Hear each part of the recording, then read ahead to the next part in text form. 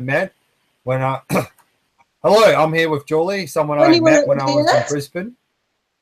Sorry? When you were an idiot? When I was an idiot, that's correct. Julie's Yeah. correcting me. So when I used to be a crazy nutcase, and when Julie used to be an idiot too, we were idiots together in Brisbane. So Julie, let's start this interview. How did you get involved in the far left, or the left wing of politics? Yeah, look, yeah, probably.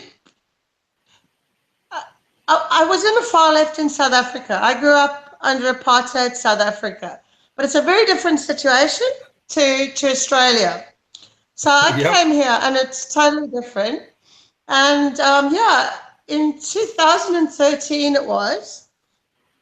Like the boats were coming, and all the newspapers were full of these boats coming and people being turned away. And I thought, this really isn't right. I'd been to refugee camps in Africa and stuff. So anyway, I got Right, onto so the it was very, very real and visceral for you, the concept of the plight of refugees, because a lot of people have never. It's kind of abstract and removed from them. Yeah, well, they must try and go to a refugee camp, and see what it's like. So yeah, so it's not pretty, Shayne. So yeah, so I got here. Let's start a civil war in Australia, so we can force people to have the refugee experience. That's kind of what I was trying to do before. Maybe we could do like a Donald Trump exchange type thing and send all the Australians to. Right. Okay. So anyway, so I got you. Yeah. How did I get involved with the far left?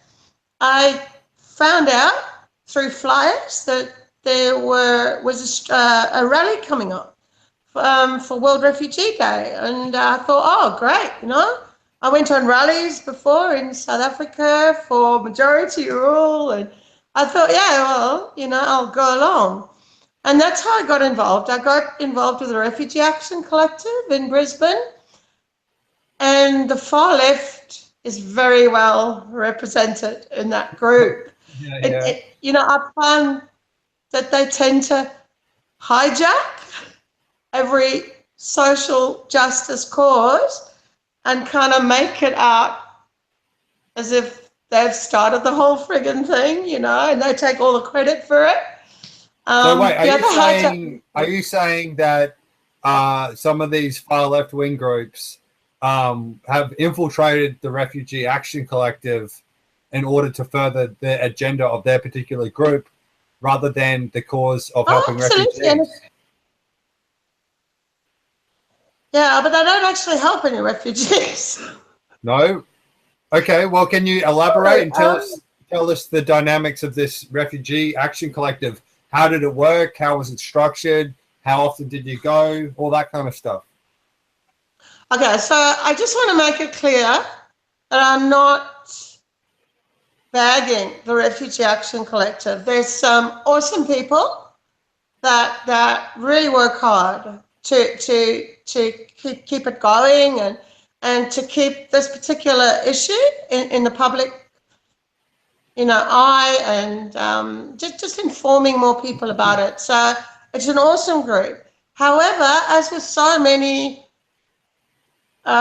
different social justice causes, there's three major socialist, Marxist, whatever groups in Brisbane that are represented at RAC. They come to the meetings. They don't do very much. Come to the meetings, and when there's a motion passed, they'll kind of stack everything. Bench stacking. Just for our audience's sake, who might not know what this means, stacking is the process where they'll get all their members to turn up to a meeting when people are to vote democratically on the course of what the group should take. And stacking is when these socialist groups will flood in all their members, so they have the majority of votes, so they get to steer the group in the decision that they want. Yeah, so that's the problem that I found in the Refugee Action Collective. And it doesn't reflect on the very, very good people that are there. But what it does do is it manages to alienate people from the Greens, people from Amnesty International, Labour for Refugees, what else? Church people that come along to the meetings and want to get involved. And, you know, when we're passing a motion on certain things, they do this stacking thing. So, it's no yeah, good, is what it? they say, no. And they come it would up be like, with the most terrible things. Imagine you're hanging out with your mates, right? And you're like, oh, what are we going to do on Friday? Which bar shall we go? And you go, oh, hang on a second. And then you come back with 10 of your friends. And then you go, oh, we're going to this bar. You know, you wouldn't feel very included when, you know, when someone's stacking all the decision making. No, especially if they went to a bar I didn't like. Yeah. But, you know, just to give you an example, so the first rally I went to, I was impressed. Great quality of speakers, great content and everything. But what I didn't like was all the socialist groups have their stalls there at the rallies. And they're all wearing, at that time it was Fuck Tony Abbott T-shirts. And they were in charge of the chanting. So after the rally, we go on this march and the chants are like, fuck Tony Abbott and Morrison too, you know, that sort of thing. And yeah. Refugees are welcome, racists are not. So I thought, well, you know, that's kind of counterproductive because I had already been, I forgot to mention that, I'd already been, introduction was actually teaching English at one of the local churches to refugees and asylum seekers. And I knew there were a lot of church people, more conservative people, that would like to join us, but they were stopped from doing so because, you know, for instance, Amnesty International, they are not allowed to align themselves with any political party or malign any party. So say Amnesty International comes to one of our rallies and everyone is saying, fuck Tony Abbott and Morrison, and that, you know, right. Amnesty can't be a part of it. So we lose Amnesty International. And then, we lose the churches too, because some of the chants that these socialists came up with, it was Palm Sunday rally, and I had gone to a lot of trouble to invite a lot of the churches that were really active in helping refugees, not just churches, other faith groups and so on. And they came along to the Palm Sunday rally, and I'd let these socialist group who's in charge of the chanting and the microphone and everything, not the microphone, the megaphone, you know. Yep. I said to them, you know, there's going to be Christians coming, please don't offend them. Yeah. So they come out with this chant, we will not forgive, we will not forget. And I mean, really, they can't be that stupid. Forgiveness is core to faith-based people. Right. And so at the debrief, the next meeting, I said, I said, no, look, I really think that we're alienating. We're not broadening our movement. You know, we're just alienating more and more people from it. So, you know, if we can just agree that before you come up with these chants, you bring them to the meeting and the whole meeting can discuss them so we can pre-approve them. And I said, you know, for one thing, you know, I'm sure a lot of us would like to get the swearing out. Yeah. And the minute I said that, a whole chorus of this particular socialist group, they all went in unison, censorship! What? Censorship? They were saying it was censorship. Censorship! But Yeah, so do yeah. Apparently, over the top of you? Because that's kind of oh ironic yeah, they too. drowned me out. The minute That's kind I of said, you know, ironic. So hang on. So they were saying censorship, claiming that you were trying to censor them by saying what they can and can't say at the rally. But as you were trying to argue your point, they were literally censoring you with the word censorship. The irony. they did not listen to me. Correct. Yes, absolutely. And my argument was very rational, and I know a few people there, like a couple from the Greens, that they would have agreed with me. We had spoken about it. We didn't. We thought that we could actually, you know, promote our cause without using the word fuck, which alienates people. But the minute I said, you know, can we all sort of not use terms that alienate people who are on our side? Censorship. It's so stupid. I don't know anywhere in any marketing campaign for any business or cause or NGO that has like I've never seen the word fuck on a billboard. You know what I mean? Like maybe the word fuck isn't something that's like great for marketing purposes. So they basically cried victim as soon as you tried to articulate your point. And so what else happened there? So mental. What happened after that? Did you just kind of shrug and go, these people are insane, or what happened then? I don't know. We were having meetings every Wednesday nights, especially when we were really busy. Otherwise, every second Wednesday, and I was taking the minutes, and I was always there. And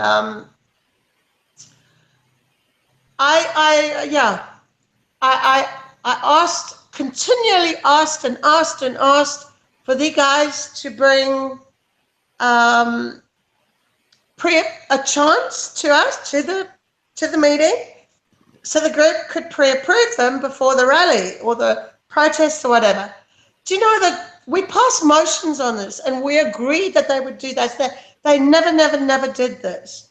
So you're saying that the RAC Collective decided that, yes, we won't be swearing or have these aggressive messages in our rallies, and everyone agreed, including the socialist factions of this group, or? Yeah, they didn't actually have enough members there. They weren't expecting that. Oh, right. So they forgot to stack the meeting. Was passed. Right. But they never did it. They never did it. And I think a lot of people in the organising committee at RAC were a little bit intimidated by them. They probably didn't want to lose them because they're young, energetic people. And, you know, they used to lead the marches and they had all the megaphones and all the energy and everything. And, but you know, a lot of us, you know, not the wisdom. not the life experience to know that maybe screaming fucking straight isn't the best way to get your message heard. I'll tell you a thing that happened. It's a funny thing though, because Marxism, socialism, whatever. You know, I'm probably Antifa as well. You know, all these far left movements that kind of jump on the bandwagon of some sort of social justice cause, whether it's refugees, Aboriginal rights, you know, save the barrier reef from mining or whatever. A lot of these. Yeah, they do, but they purport to represent certain people. So with a refugee case, for example, they purport to represent refugees. And you know, in some ways, it looks like they do. You know, one of their chants is shut Manus Island, shut Nauru, and that's perfectly fine with me.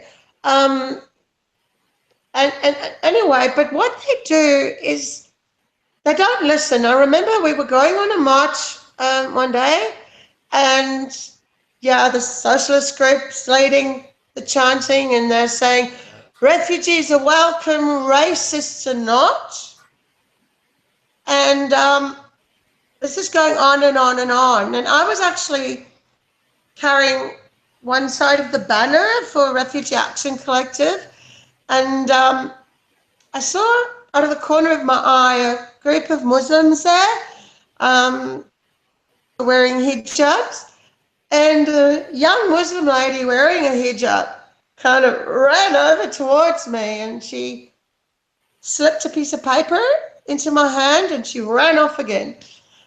I got to talk to her later on after the march and found out that they were a group of asylum seekers. And when I looked at the note she had passed me, it said, "Use kind words."